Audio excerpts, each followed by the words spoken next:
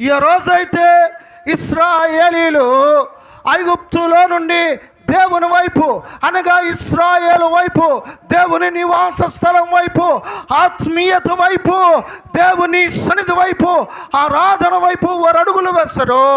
వారి బంధకాలన్నీ కూడా ఆ రోజు తెంచివేయబడ్డాయి. దేవునికి మహిమ కలుగునుగాక. When they come to worship the God, God will deliver us from slavery. When they come to worship the God, God will deliver from the bitterness. When they come to worship the God, God will deliver from the hard service. ఏ రోజైతే వరొచ్చరో దేవుడు వారిని విడిపించును.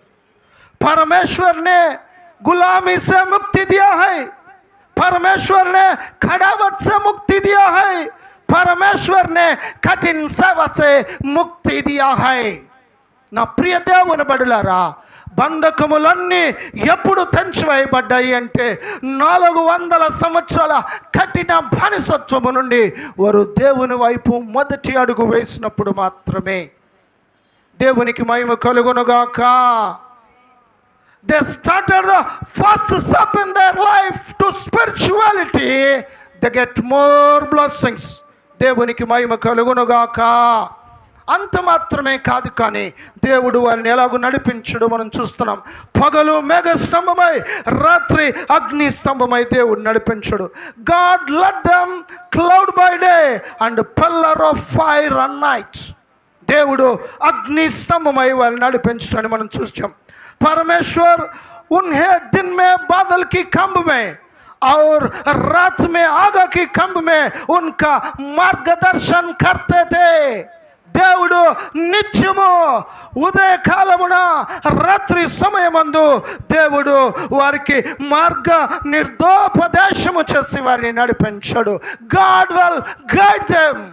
నా ప్రియ దేవుని బిడ్డలారా, దేవుని సన్నిధి వైపు మనం వస్తే, దేవుని నివాస స్థలం వైపు మనం వస్తే, దేవుణ్ణి ఆరాధించడానికి ప్రతి దినమందు మనం అడుగులు వేస్తే, దేవుడు ప్రతి విషయమందు ఆలోచనకర్త మనల్ని నడిపిస్తాడు.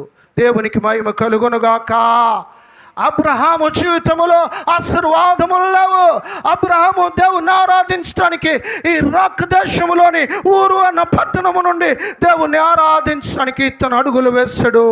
When he come to worship the God, Abraham become to blessing to the nation. దేశాలకే ఆశీర్వాదం అయ్యాడు. దేవునికి మహిమ కలుగునుగాక. ఏ రోజైతే ఆ కుటుంబము బెత్లెహేము